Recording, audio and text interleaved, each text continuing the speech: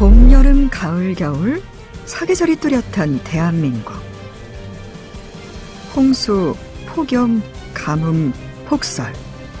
어느새 기후변화가 위기가 되어 우리에게 찾아왔습니다. 좀 더 늦기 전에 우리는 어떤 노력을 할 수 있을까요? 안녕하세요. 2050 탄소 중립 알아보기 진행을 맡은 아나운서 조민경입니다. 탄소 중립이 무엇인지 또 왜 필요한 것인지 알아보기 위해서 두 분 교수님 모셨습니다. 부산대학교 기후과학연구소 이준희 교수님, 안녕하세요. 네, 안녕하세요.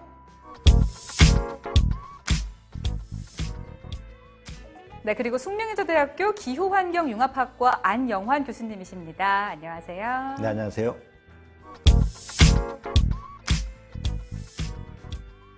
네, 앞서 자료 화면에서 보셨듯이 이 기후변화, 이제 지구에 살고 있는 우리 인류 모두의 문제가 되었는데요. 아니, 교수님, 지금 본 영상이 재난 영화나 이런 게 아니고 지금 이 지구에서 일어나고 있는 일이 맞는 거죠? 예, 그렇습니다. 지금 보신 영상은요, 최근 2020년과 2021년에 지구촌 곳곳에서 발생한 실제 상황입니다. 여러 국가에서 기후변화로 인해 홍수, 폭염, 산불, 한파 등의 재난을 더 많이 겪고 있습니다. 우리나라 경우에도 2018년에 극심한 폭염과 2020년에 기록적인 폭우로 인명피해와 재산피해를 많이 입었는데요. 아마 많은 분들이 기억하실 것 같습니다. 예, 그렇죠. 최근에 기상청에서 우리나라의 109년간 기후변화 추세를 분석한 보고서를 공개했는데요. 109년 전과 비교해서 여름은 20일이나 길어지고 반면 겨울은 22일 짧아졌다고 합니다. 지금 같은 추세라면 2100년에는 연간 폭염 일수가 며칠일지 맞춰보시겠습니까? 2100년이요. 한 80년 남은 건데 힌트가 좀 있을까요? 예, 매년 조금씩 바뀌긴 하지만요. 네. 2020년 같은 경우에는 이 폭염 일수가 한 10일 정도 됐습니다. 열흘이면 최소한 2배 정도는 그래도 늘어나지 않을까요? 한 20일 정도요? 안타깝게도 지금과 같은 지구온난화 추세로는 35.5일 정도 된다고 하네요. 우리가 더 오랫동안 힘든 폭염을 겪어야 하는 거죠. 35.5일이요. 와, 이 기후변화가 정말 심각하게 우리 곁에 바짝 다가와 있는 것 같습니다. 이렇게 요즘 기후변화와 관련해서 가장 많이 언급되고 있는 이슈가 바로 탄소 중립인데요. 그렇다면 도대체 탄소 중립이 무엇이고 왜 필요한지 어떻게 실현할 수 있을지 많은 분들이 궁금해하실 텐데 오늘 두 분 교수님과 함께 하나하나씩 궁금증 풀어가 보았으면 좋겠습니다.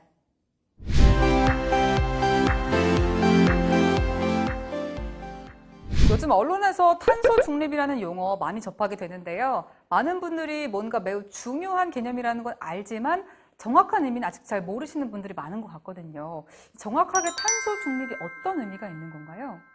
탄소 중립을 간단히 설명하자면 인간 활동에 의해 배출되는 온실가스의 양과 다양한 흡수원에 의해 흡수되는 양이 같아져서 더 이상 대기 중의 온실가스 농도가 상승하지 않는 상태를 의미합니다. 이 온실가스, 이 이산화탄소를 말씀하시는 거죠? 이산화탄소가 주이긴 하지만요. 국제사회는 이산화탄소를 포함해서 7종의 온실가스를 규정하고 이 배출을 제재하려고 하고 있는데요. 여기에는 메탄, 아산화질소, 불화탄소, 수소화 불화탄소, 육불화유황, 그리고 삼불화질소가 포함되어 있습니다. 그런데 이 이산화탄소가 전체 배출량의 73% 정도로 많은 비중을 차지하기 때문에 이 탄소 중립을 위해서는 이산화탄소의 관리가 가장 중요하다 할 수 있습니다. 네. 지구상에서 일어나는 탄소의 순환에 대해 이해하시면 탄소 중립의 의미와 필요성을 더 잘 이해하실 수 있을 것 같은데요. 보시다시피 지구상에 있는 탄소는 지층인 지구원과 생물권, 그리고 해양을 대표하는 수권, 대기로 대표되는 기권에서 다양한 형태로 존재합니다. 이렇게 각 권역에서 배출된 탄소는 다른 권역으로 흡수되는 생물, 지구화학적 순환을 하고 있는데요. 좀 더 쉽게 예를 들면 대기에서 존재하는 이산화탄소는 이렇게 생물권에서 광합성을 통해 탄수화물 형태로 식물 성장에 활용되고 먹이사슬을 통해 동물에게 이동됩니다. 그리고 생물의 사체나 배설물은 직권인 땅에 묻혀 암석이 되거나 화석연료가 되면서 순환을 하고 있는 거죠. 그런데 문제는 현재 지층에 있던 탄소를 우리 인간이 화석연료 형태로 채굴해서 연소를 한 후 대기권으로 빠르게 이동시키고 있다 보니까 원래 지구가 가지고 있던 균형의 상태를 무너뜨리는 결과를 낳고 있죠. 결국 화석 연료를 사용하고 있는 우리 인류가 이 탄소 순환을 방해하고 있다는 것 같은데요. 그럼 이런 원인에 따라서 지구 온난화 현상이 발생하고 있다, 이 말씀이신 거죠? 네. 네, 그럼 대기 중에 이 탄소량 증가가 어떻게 다시 지구 온난화로 이어지는지도 궁금하거든요. 이 본래 자연적인 순환으로 이 대기 중에 이산화탄소를 포함하는 온실가스가 존재합니다. 이러한 온실가스들은 지표에서 방출되는 지구 복사 에너지를 일부 흡수하면서 이 지구 온도를 따뜻하게 유지하는 역할을 해왔습니다. 그런데 화석 연료 사용 등과 같은 인간 활동으로 인해서 대기 중의 온실가스가 이 자연적 변동성을 넘어서 지금 과도하게 증가하고 있는 것이고요. 그러면서 지구 복사 에너지를 더 많이 가두면서 이것이 인위적인 지구 온난화 현상으로 이어지는 것이다 라고 보시면 될 것 같습니다. 그래서 이 일정하게 유지되던 지구 온도가 높아지면서 기후가 점점 변화하게 되는 거군요. 예, 그런데 더 문제는요, 이 온실가스는 대기 중에서 오랫동안 체류할 수 있는 그러한 장기 체류 물질입니다. 그렇기 때문에 이 온실가스의 경우 이제 일부는 해양이나 생태계에서 흡수되는데 흡수되지 않는 나머지가 대기 중에 머무는 것이거든요. 그런데 탄소의 경우는 100년 이상 대기 중에 체류할 수가 있어요. 그러면서 지속적으로 지구 온도를 증가시키는 거죠. 그렇기 때문에 우리가 탄소 중립을 이룬 이후에 네거티브 배출로 가지 않으면 이 대기 중에 이 이산화탄소의 농도는 계속 증가하는 것이고 지구는 계속 온난해질 수밖에 없습니다. 네, 이 지면과 해양에서 흡수하는 양은 분명 한계가 있을 테고, 이 나머지는 대기로 간다면 배출량이 증가하면 증가할수록 대기 중 이산화탄소 농도도 증가하고 누적된 온실가스로 인해서 지구 온도도 계속해서 상승해서 지금처럼 기후변화가 심해지고 있는 거군요. 예. 현재는 인간 활동에 의해 배출되는 온실가스의 양이 흡수되는 양보다 많기 때문에 대기 중 농도가 지속적으로 증가하는데 배출량을 가능한 0에 가깝게 최대한 줄이고 갯벌, 습지, 숲복원 등 흡수원을 확대하거나 발전소, 공장 등에서 음의 배출 기술을 활용하여 탄소를 포집해서 저장한다면 전체적으로 대기 중 탄소 농도가 더 이상 증가하지 않게 되는 거죠.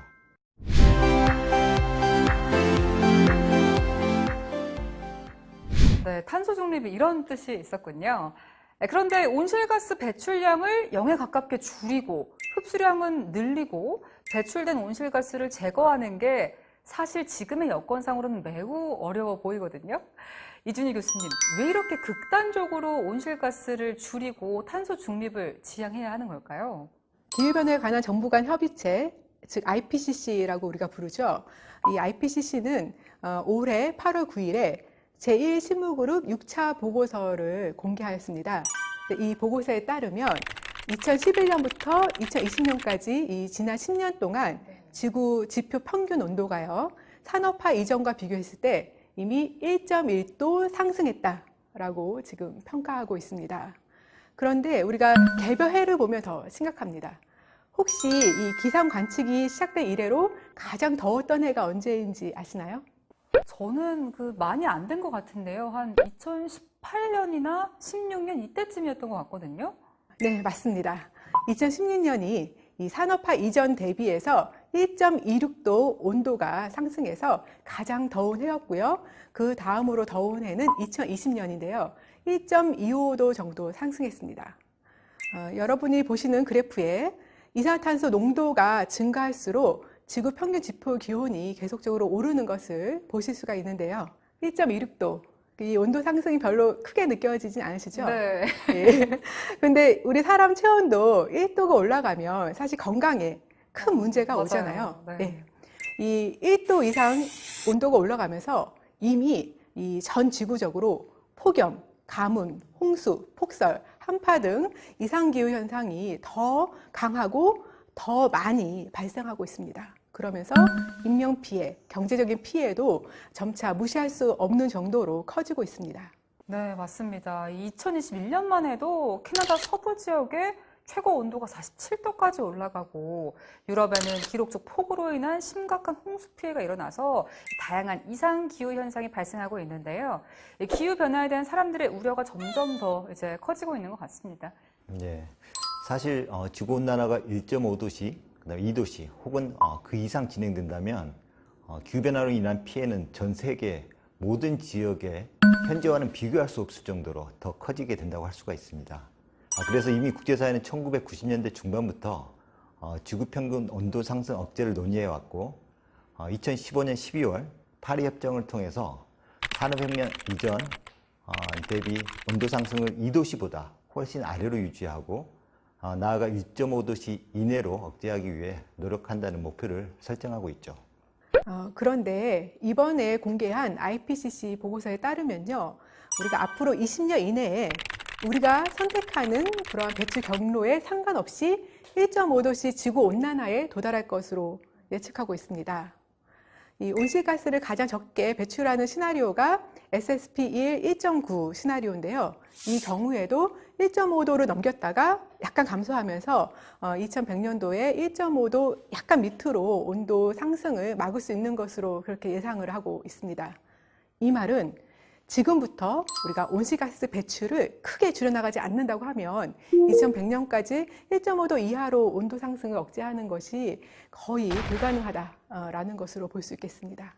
그러면은 지금 말하고 있는 탄소 중립이라는 거는 2100년까지 지구 평균 온도 상승을 1.5도 이내로 억제하기 위한 대책인데 현재 이미 1도 이상 올라 있다. 그래서 국제사회에서 지구 평균 온도 상승 억제 목표를 1.5도로 정한 건데 이 1.5도라는 수치에 과학적 근거가 있는 건가요?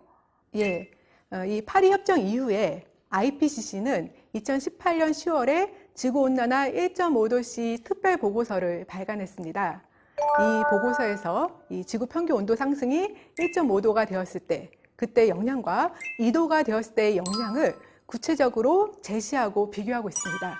이 보고서에 따르면 기후변화로 인한 위험을 크게 줄이기 위해서는 우리가 지구 평균 온도 상승을 산업화 이전 대비해서 1.5도 이하로 억제할 필요가 있다라는 과학적 근거가 제시가 되었습니다. 그리고 이 보고서는 국제사회에 탄소 중립의 필요성을 알렸습니다.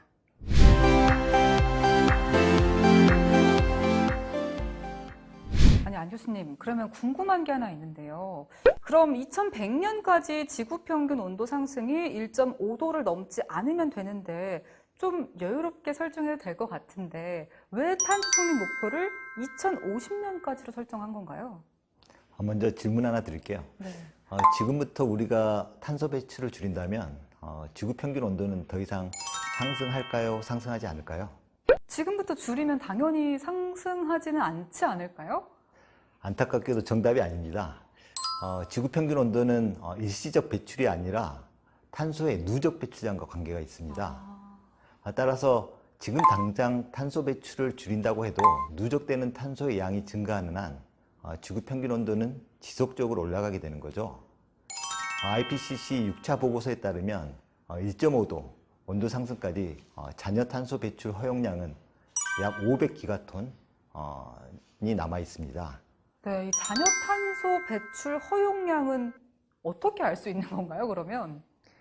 지금까지 많은 과학적 연구를 통해서요, 이 누적 탄소 배출량하고 지구 평균 기온의 상승 사이에 선형 관계가 있다는 것이 밝혀졌습니다. 이 선형 관계를 이용을 하면 이 지구 평균 온도 1.5도 상승 억제에 필요한 그 총 누적 배출량을 알 수 있는데요. 근데 우리가 현재까지 얼마나 배출했는지 그 누적 배출량을 알고 있잖아요. 이것을 제외하면 그 남은 누적 탄소량이 잔여 탄소 배출 허용량이 됩니다. 네, 그럼 이 잔여 탄소 배출 허용량이라는 건 우리 인류가 앞으로 배출할 수 있는 탄소의 총량이라고 할 수 있을 것 같은데요. 함부로 막 탄소를 배출해서 허용량을 초과하면 지구 평균 온도 상승이 급격히 진행될 수밖에 없으니까 지금부터 배출량을 적극적으로 줄여가야 하는 거네요. 네, 이렇게 산출된 잔여 탄소 배출 허용량을 고려해 앞으로 탄소를 어떤 경로로 줄여나갈지를 도출했는데요. 2020년부터 전 세계 탄소 배출 상승 추세를 감소 추세로 전환하고 2030년에는 인위적 탄소 순 배출량을 2010년 대비 최소 45% 감축하고, 그다음에 2050년에는 탄소 순 배출량을 0으로 만들어야 한다는 결론이 나온 것입니다. 다만 앞으로 20년 이내에 1.5도 온난화에 도달하고 약간의 오버슈트가 있은 후 2050년 탄소 중립 이후 배출량보다 흡수량을 늘리는 네거티브 배출을 통해서 대기 중 온실가스 농도를 감소시키면 온도 곡선이 하강해서 2100년에 1.5도 이내로 온도를 안정화시킬 수 있을 것으로 기대하고 있습니다.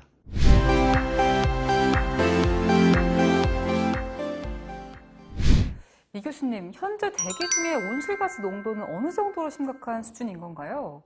네, 이번 IPCC 보고서에 따르면요, 대표적인 온실가스인 이산화탄소의 2019년 12월 대기 중 농도가요 410 ppm으로 추정이 되었습니다. 이는 산업화 이전 대비해서 약 42% 증가한 수치예요. 그뿐만 아니라 지난 200만 년 기간에서 전례 없이 높은 농도입니다. 지금도 계속 증가를 하고 있는 건가요? 예, 그 이후로도 지금 계속 증가하고 있고요. 2021년 7월 그 농도를 보면요, 대기 중 이산화탄소 농도는 417 ppm에 달했습니다. 현재 세계적으로 이 이산화탄소를 포함한 온실가스가 어느 정도 배출되는지 궁금하거든요. 일반적으로 온실가스 배출량은 이산화탄소를 기준으로 환산하여 계산하는데요. 전 세계적으로 1990년에 이산화탄소 기준으로 약 33기가톤에서 연평균 1.1%씩 증가해서 2019년에는 52.4기가톤으로 증가했습니다. 이 온실가스가 주로 어디서 많이 배출되는지 궁금하거든요. 그리고 국가별로 또 배출량은 어떻게 다른지도 궁금합니다. 우리의 경제활동과 생활이 모두 온실가스 배출과 관련되어 있는데요. 먼저 전 세계의 온실가스 배출량 통계를 살펴보면 2019년을 기준으로 화석연료 연소에서 발생하는 온실가스 배출량이 약 73%로 대다수를 차지하고 있습니다. 그리고 그 뒤를 농축산, 폐기물 부분에서 배출되는 메탄이 있는데 약 19%를 차지하고 있습니다. 국가별 온실가스 배출량 추이를 보면 선진국의 경우에는 1990년 이후 배출량이 감소 또는 정체 상태를 유지하고 있는데요. 반면에 중국과 인도 개발도상국들은 2000년 중반 이후 온실가스 배출량이 급격하게 증가하는 추세를 보이고 있습니다. 그럼 우리나라의 온실가스 배출량은 어느 정도 수준인가요? 우리나라는 2018년 기준으로 연간 7억 2,800만 톤가량을 배출하고 있는데요. 배출 수준은 세계 11위로 OECD 국가 중에서는 5위에 해당합니다. 그래도 2010년부터는 증가율이 많이 낮아지고 그리고 2018년을 정점으로 다소 감소하고 있는 추세입니다. 네, 우리나라는 수출 산업 비중이 높고 주요 생산품 중에 철강, 시멘트 등 탄소를 많이 배출하는 품목이 있어서 이 온실가스 감축이 쉽지 않다는 그런 분석도 있더라고요. 우리나라의 온실가스 배출량은 어떤 특성들이 있나요? 우리나라 온실가스 배출량은 2018년을 기준으로 에너지 부문에서 약 87%가량을, 산업 공정에서 7.8%를 배출하고 있습니다. 이 말은 에너지 연소와 산업 공정에서 이 배출 비중이 거의 95%에 달한다라고 할 수 있습니다. 와, 95%요. 그럼 그 외에는 어떤 것들이 있나요? 나머지는 폐기물 및 농축산 부분에서 발생합니다. 좀 더 보충하자면 에너지 연소로 인한 배출량이 45.5%는 발전을 포함한 에너지 전환 부분에서 발생하고 있고 30% 정도가 제조, 건설 산업 부분에서 발생합니다. 그러니까 현재 국내 전력의 50% 이상을 산업 부분에서 사용하고 있다는 점을 고려한다면 우리나라는 전체 온실가스 배출량의 절반 이상을 산업활동을 통해 배출한다고 할 수가 있겠습니다.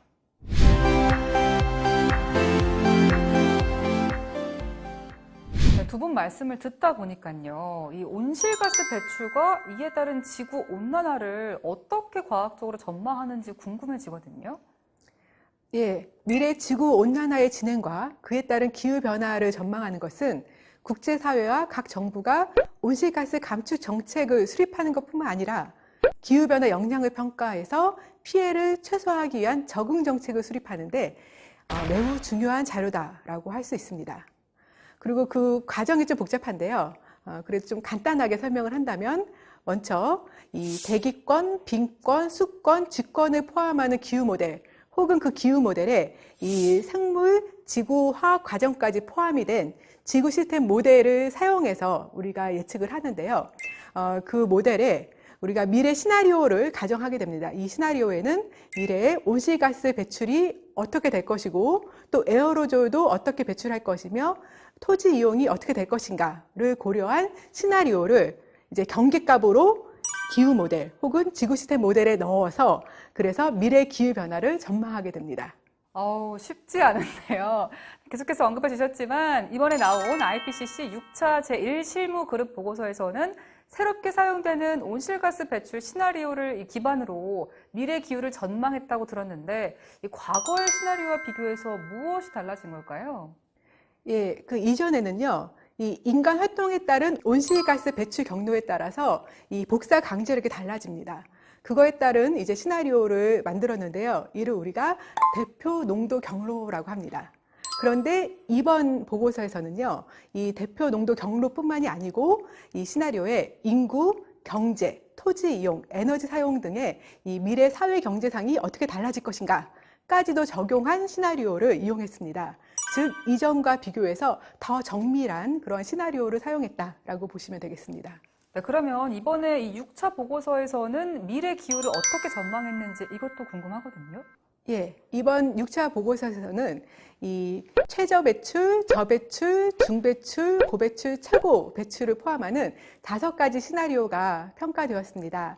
이 최저 배출의 경우에는요, 우리가 계속 탄소 중립을 얘기하면서 사용했던 지금부터 바로 이제 온실가스 배출을 줄이면서 2050년에 탄소 중립을 이루고 그 이후에는 이제 흡수량을 배출량보다 더 많게 하는 네거티브 배출로 가는 경로입니다. 이 경우에 1.5도 아래로 온도 상승을 막을 수가 있습니다. 그런데 고배출과 최고 배출 같은 경우에는요, 지금부터 계속적으로 이 배출량을 증가시키는 거고요. 이 최고 배출은 2100년도에 지금의 2배에 이르는 그러한 배출 경로입니다. 이렇게 고배출과 최고 배출로 갔을 경우에는요, 2100년에 이르러서 지구 온도 상승이 3.6도 그리고 4.4도까지도 이를 수 있습니다. 앞서서 이 2도 상승도 지구 환경과 생태계에 엄청난 영향을 준다고 말씀하셨는데 3.6도, 4.4도 상승이 전망되는 시나리오도 있다고 하시니까요. 탄소 중립이 정말 중요하다, 시급하다 이런 생각이 듭니다.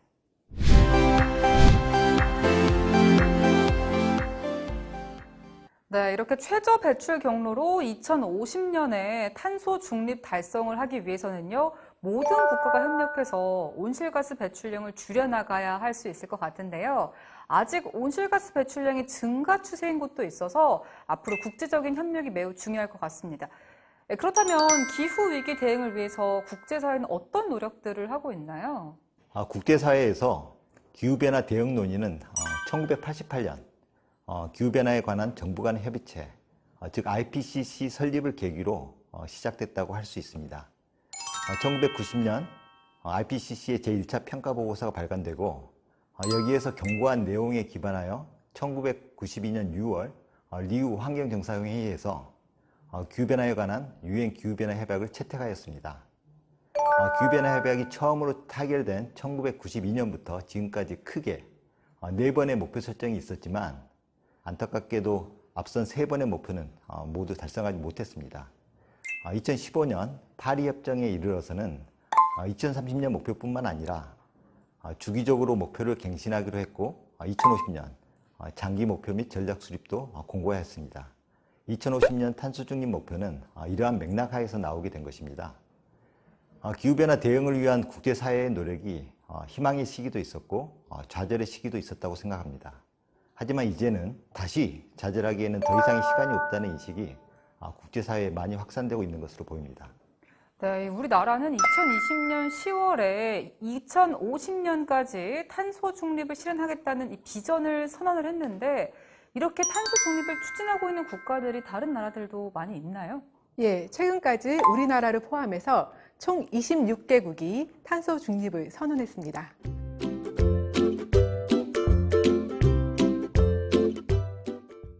근데 이 공식 선언과는 별개로 2050년 탄소 중립을 목표로 한 기후 목표 상향 연합에 가입한 국가가 현재 120개국에 달하는 상황입니다. 따라서 이제 이 탄소 중립이라는 것은 우리 인류의 생존을 위한 것뿐만이 아니고 국가 경쟁력을 위해서라도 선택이 아닌 필수다라고 할 수 있을 것 같습니다. 지금 보시는 바와 같이 유럽은 2050년 탄소 배출 중립을 목표로 유럽 그린딜을 발표하고 이를 법제화했으며 최근 2030년 온실가스 감축 목표를 1990년 대비 기존 40%에서 55%로 상향하였습니다. 미국도 2050년 탄소 중립 달성을 위해 발전 부문, 건설 부문 등에서 온실가스 배출을 대폭적으로 감축하겠다고 하였고, 일본의 경우 탈탄소화를 목표로 지자체별 계획을 수립하고 관련 프로젝트를 지원하고 있습니다. 중국 역시 2060년 탄소 중립을 목표로 제시하고 녹색 전환 계획을 수립하였습니다. 네, 우리나라 정부에서는 기후위기 대응과 2050 탄소 중립 달성을 위해서 이 세계 14번째로 탄소 중립을 법제화했다고 알고 있습니다. 특히 2030년에 온실가스 감축 목표를 이 법에 명시한 게 눈에 띄었거든요. 네, 구체적으로 2030년 온실가스 감축 목표를 기존 2018년 대비 26.3%보다 9%포인트 상향한 35% 이상 범위에서 목표에 대한 사회적 논의를 시작하도록 법률에 명시했는데요. 2030년 중간 단계 목표를 강화하는 것은 2050년 탄소 중립 목표를 달성하는 실질적 이행력을 높이는 의의가 있는 것으로 평가가 됩니다. 정부에서는 올해 하반기에 사회적 논의 및 기술적 검토를 거쳐 2030년 온실가스 감축 목표를 법률보다 더 상향한 40%로 설정하였습니다.